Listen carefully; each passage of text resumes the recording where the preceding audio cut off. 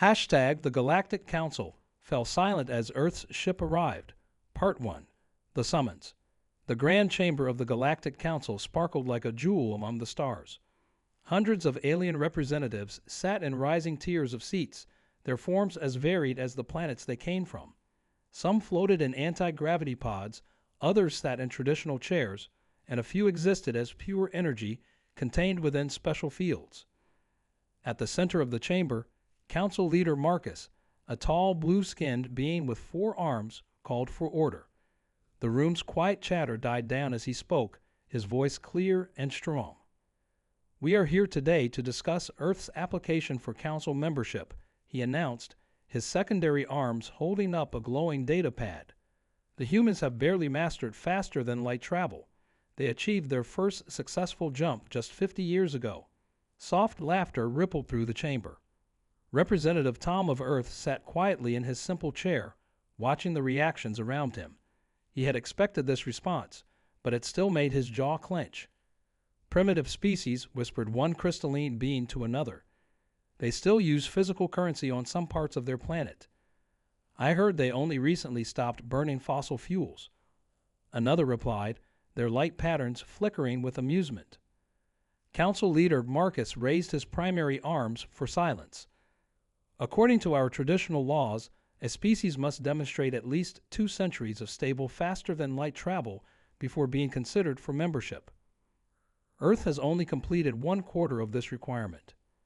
Tom stood up, his plain black uniform standing out among the elaborate robes and biosuits around him. "If I may speak, Council Leader?" Marcus nodded, though several representatives made dismissive gestures with their various appendages. "Earth understands the Council's traditions," Tom began, his voice steady. "However, we believe our rate of advancement." A loud alarm cut through the chamber, its deep tone making the very air vibrate. Red lights flashed across the walls, and several energy-based beings flickered with surprise. "Council Leader." A security officer rushed into the chamber, his green scales reflecting the emergency lights. "A ship has just appeared at the station's perimeter." Marcus frowned. "The next supply vessel isn't due for 3 days. Identify the ship." The security officer's scales paled. It's Earth-built, sir, but it's unlike anything we've ever seen." The chamber erupted in confused chatter. Tom's expression remained neutral, but a small smile tugged at the corner of his mouth. "Show us," Marcus commanded. A massive hologram appeared in the center of the chamber, and for the first time in the Council's 1,000-year history, complete silence fell over the room. The ship that hung in space was enormous. Its silver hull gleamed in the light of the nearby star, stretching longer than 3 Council battlecruisers combined.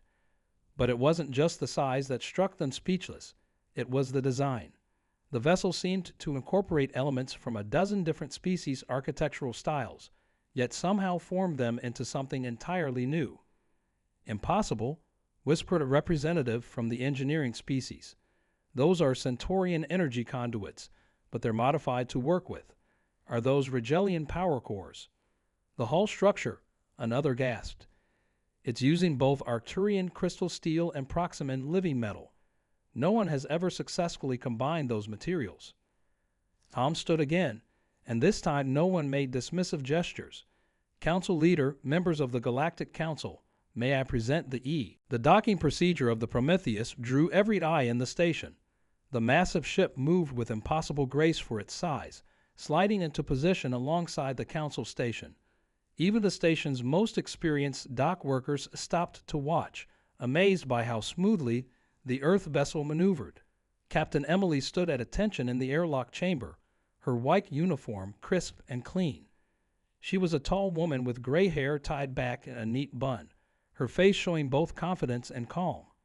Behind her stood 4 crew members, each representing different divisions of the ship. As the airlock cycled, she remembered that day 50 years ago when humans first met alien life. She had been just a young cadet then. The memory was crystal clear. A small alien scout ship had appeared near Mars, damaged and in need of repairs. The crew belonged to a species called the Monitors, self-appointed watchers of developing civilizations. They hadn't meant to reveal themselves to humanity so soon. Such primitive technology, the monitor captain had said, looking at Earth's best ship with 4 of his eyes. You still use chemical rockets. How quaint.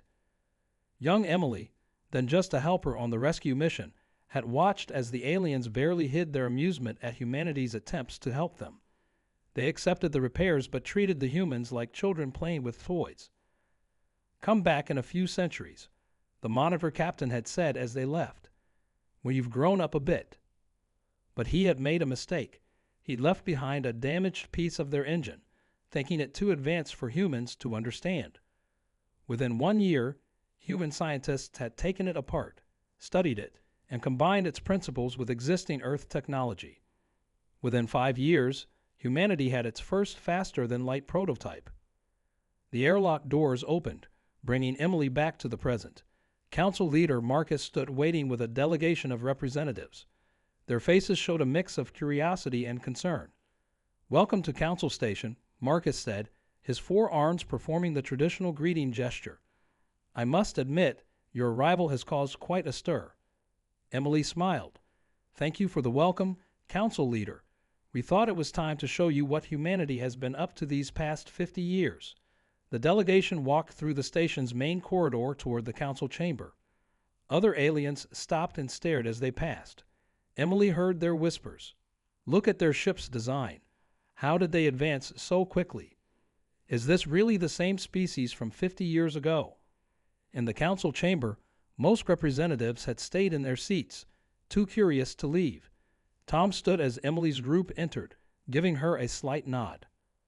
"Captain," Council leader Marcus spoke, "perhaps you can explain how your species managed to build such an advanced ship in just 50 years.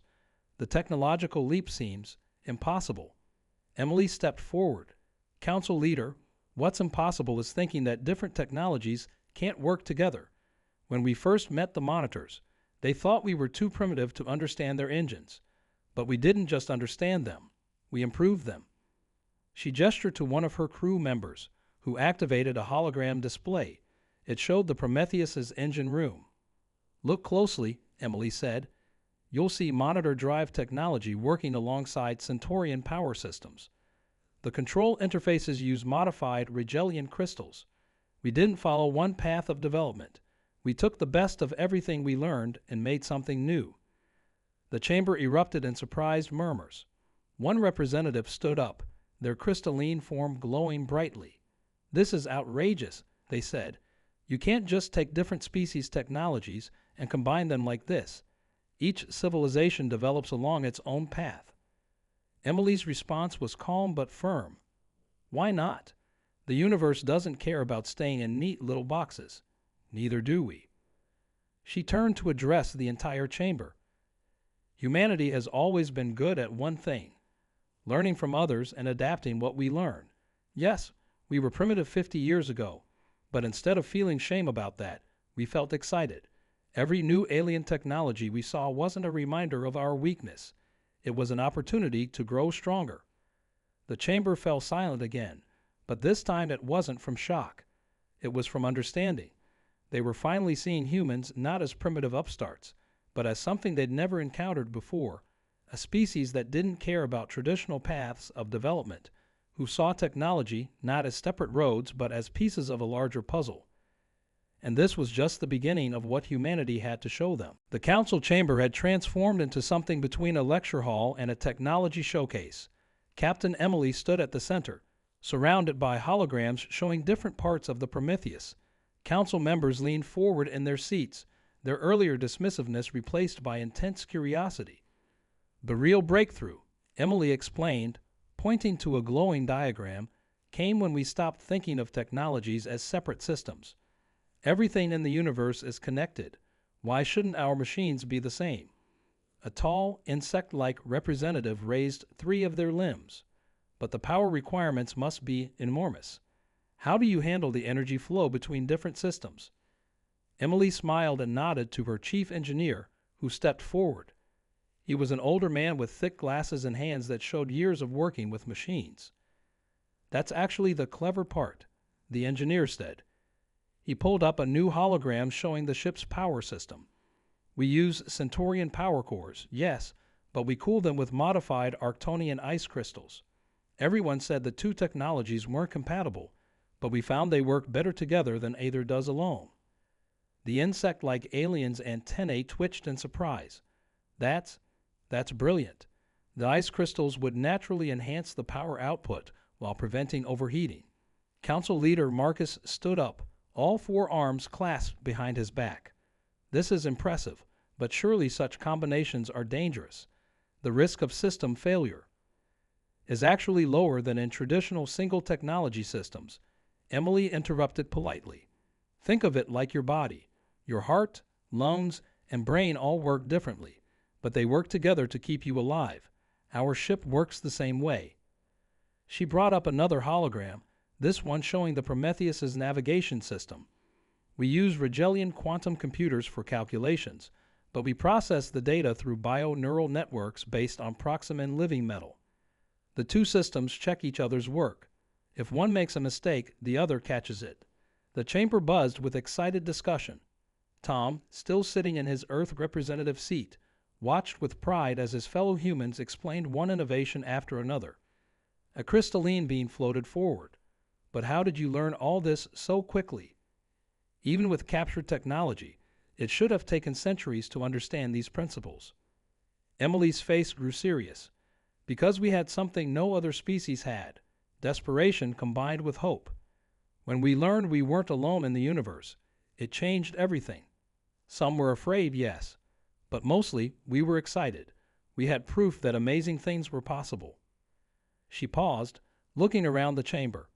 Every time we saw a new piece of alien technology, our scientists didn't think we could never make that.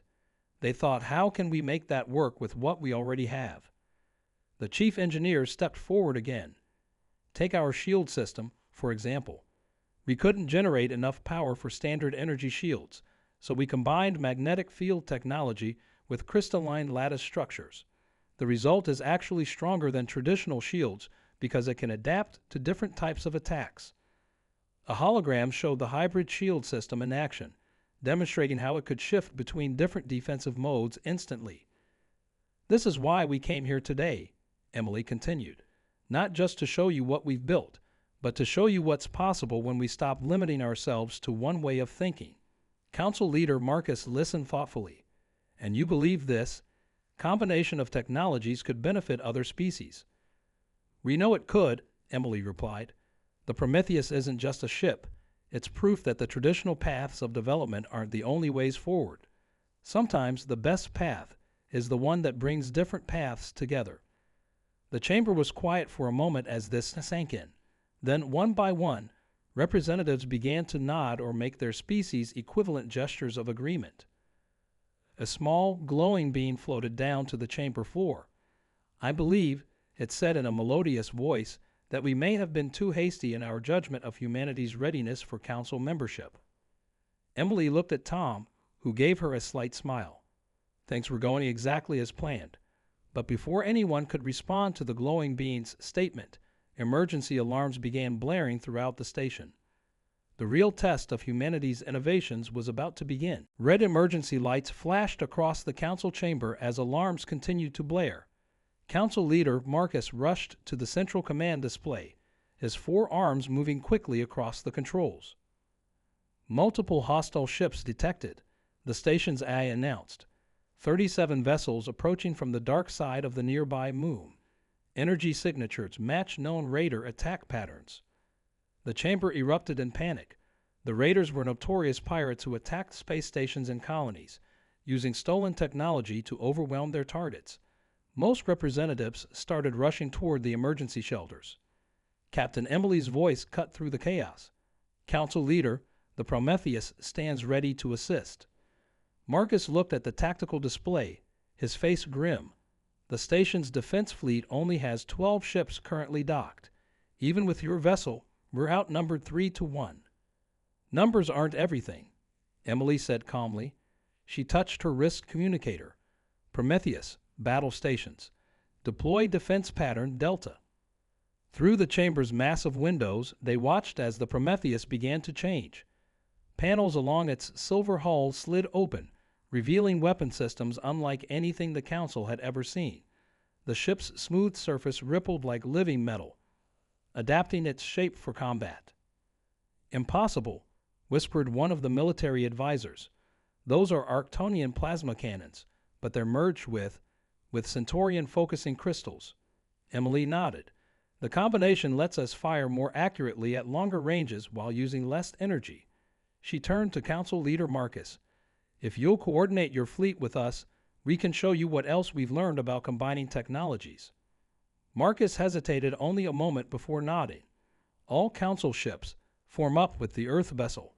Follow their lead." The Raider ships emerged from behind the moon, their black hulls absorbing light like hungry shadows. They moved in an attack formation that had broken countless defense fleets before. But this time was different. The Prometheus moved forward, its hybrid systems humming to life.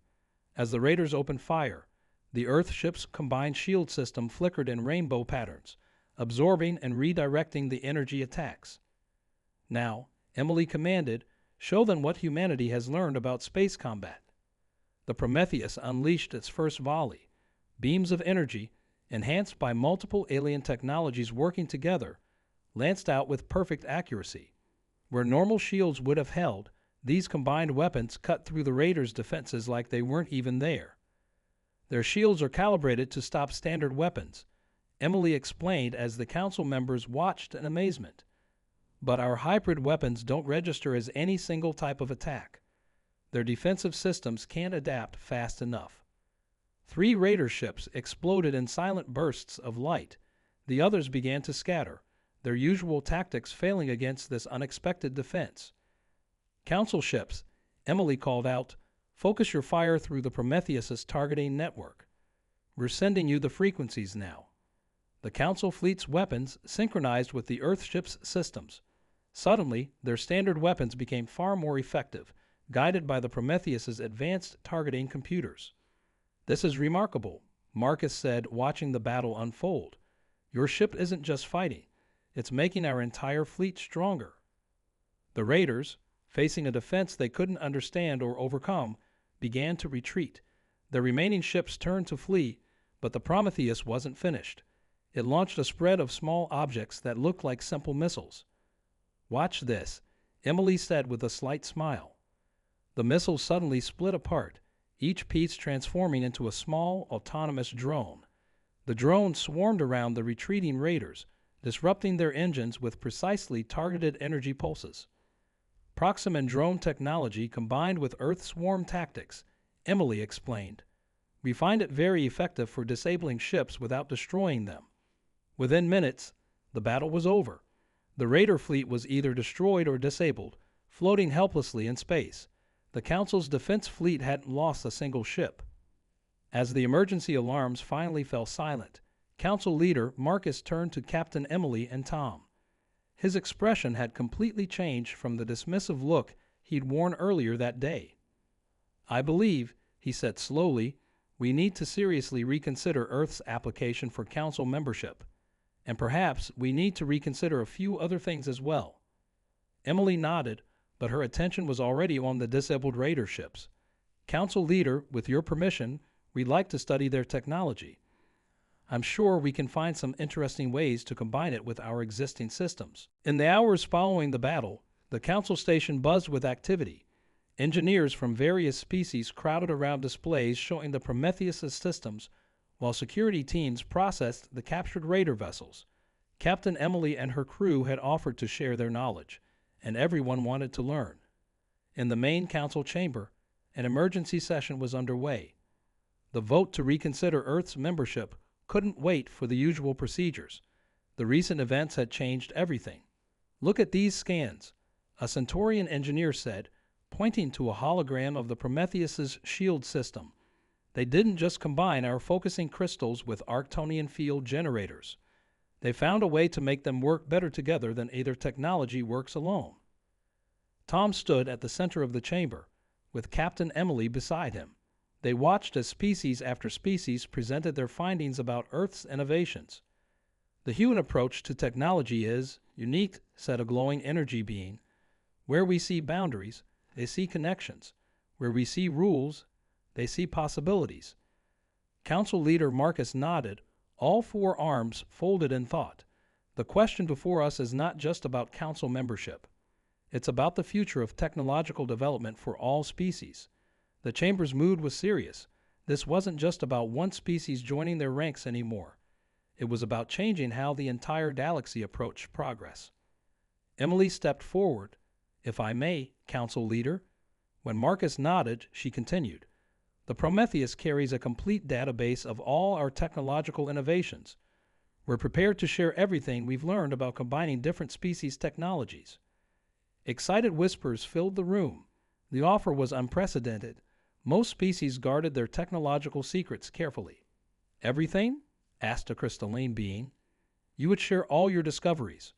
"With proper safeguards, yes," Tom replied. "We believe progress shouldn't be limited by artificial boundaries between species.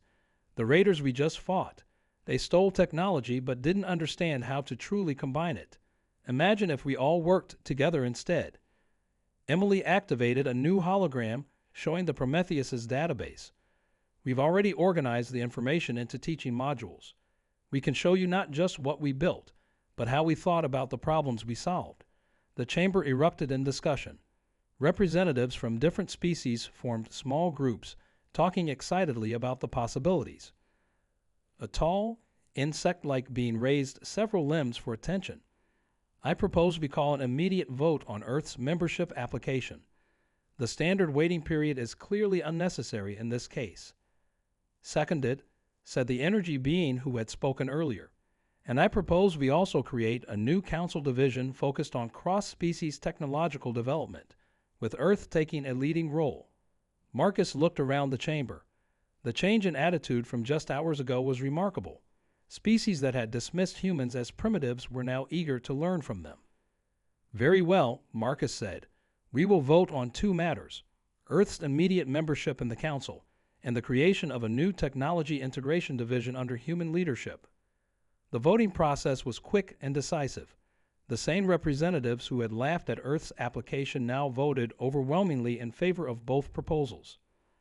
As the results appeared on the chamber's main display, Tom and Emily shared a small smile. Their plan had worked better than they had hoped. "Captain Emily," Marcus announced formally, "Representative Tom, on behalf of the Galactic Council, I welcome Earth as a full member of our organization.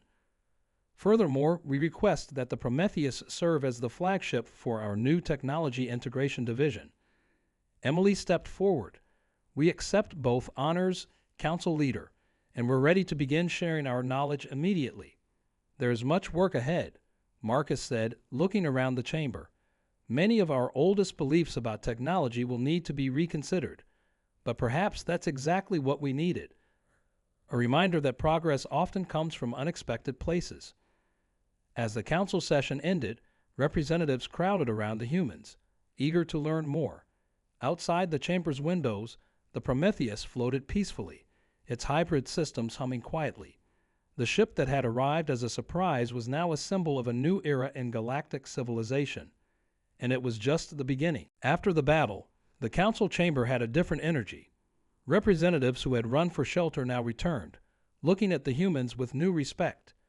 The Prometheus hung in space outside the window, its hull slowly reforming into its peaceful configuration. Council leader Marcus called the session back to order, though many members were still watching data feeds of the recent battle. "Captain Emily," he said, "your ship's performance was extraordinary, but something still doesn't make sense.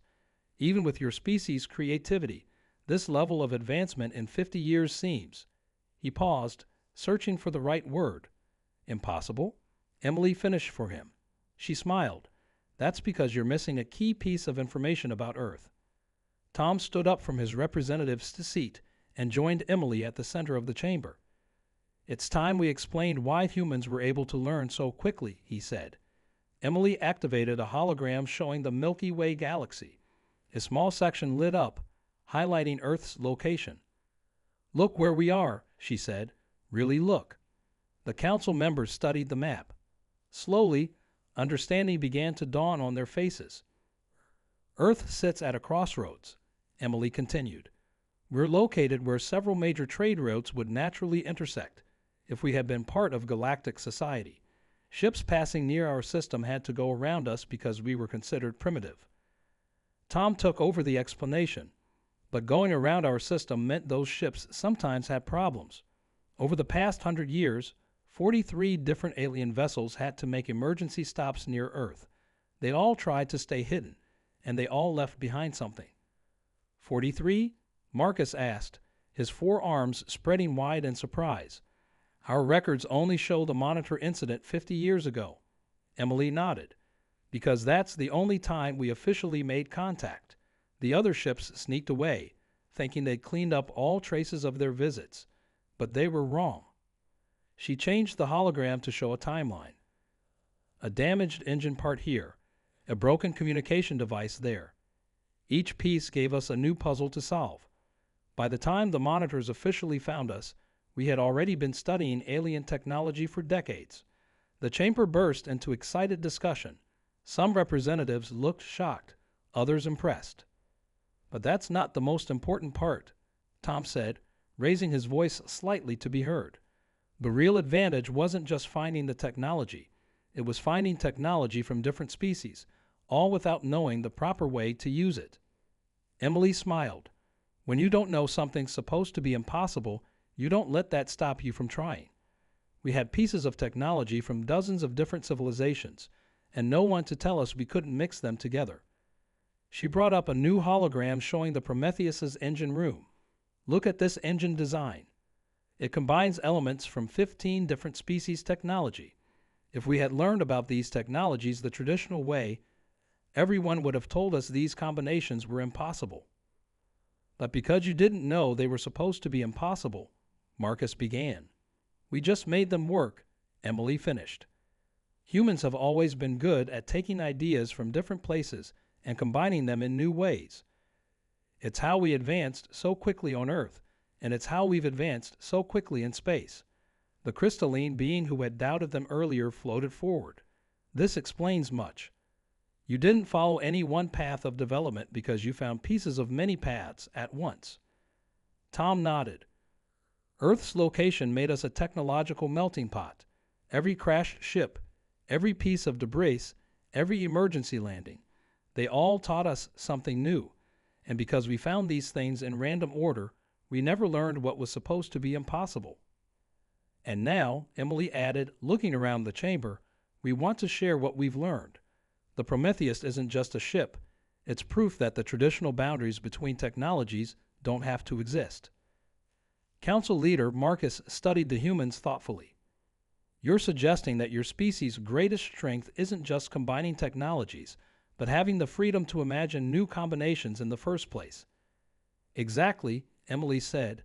Sometimes the best way to advance isn't to follow the established path. It's to forge a new one by bringing different paths together. The chamber was quiet as the implications sank in. Humanity hadn't just changed the rules of technological development. They had shown that the rules themselves might be holding everyone back. And they were just getting started. 1 month after Earth's dramatic entrance into the Galactic Council, the station looked very different. The once formal council chamber had been transformed into a bustling center of innovation. Humans worked side by side with aliens from dozens of species, sharing knowledge and breaking down centuries-old barriers. Captain Emily stood at a teaching station surrounded by engineers from 5 different species. On the display in front of them, a hologram showed the inner workings of a new hybrid power system. The key isn't just putting different technologies together, she explained, pointing to the hologram. It's understanding why they work together. Sometimes 2 systems that seem completely different actually follow similar patterns. Across the room, Tom sat with Council Leader Marcus, reviewing reports from the new Technology Integration Division. The success of their program had exceeded everyone's expectations. Another breakthrough from the medical team, Marcus said, his 4 arms sorting through different data pads. They combined Proximan healing crystals with Centaurian biotechnology. They're calling it a universal healing system. Tom nodded, smiling. That's the 3rd major breakthrough this week. Amazing what happens when we stop telling ourselves something is impossible. The Prometheus still hung outside the station's windows, but it was no longer alone. Several council ships floated nearby, each one being upgraded with new hybrid systems. More importantly, ships from different species were working together, sharing improvements and ideas. A young alien engineer rushed into the chamber, their crystalline form glowing with excitement.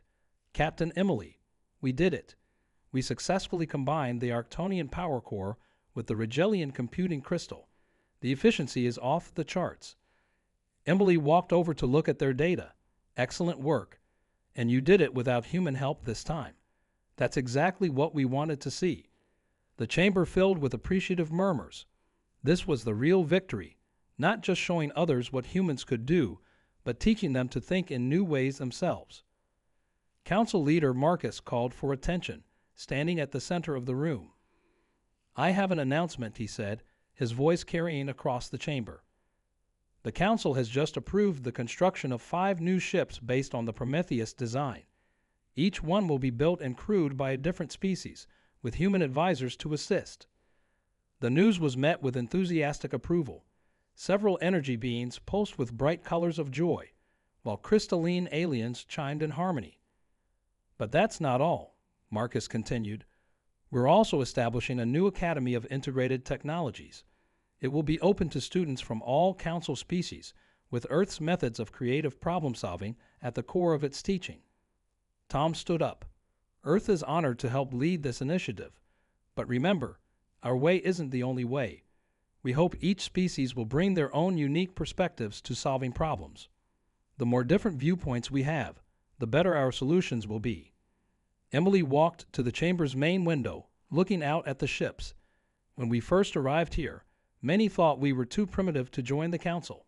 But being primitive gave us an advantage. We didn't know what we weren't supposed to try." She turned back to face the chamber. "Now we all have that same opportunity. Every piece of technology, every different way of thinking, every unique approach, they're all tools we can use together. The only real limit is our imagination."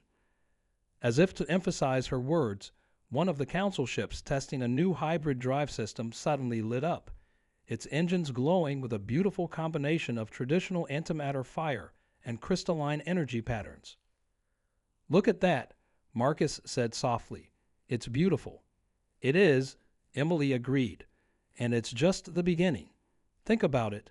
We've only scratched the surface of what's possible when we work together. The real question isn't what we can build next. It's what can't we build," Tom finished, smiling. Outside, more ships were arriving at the station every day, drawn by news of the technological revolution taking place. The galaxy was changing, barriers were falling, and new possibilities were opening up everywhere. And it all started because humans never learned they weren't supposed to try the impossible.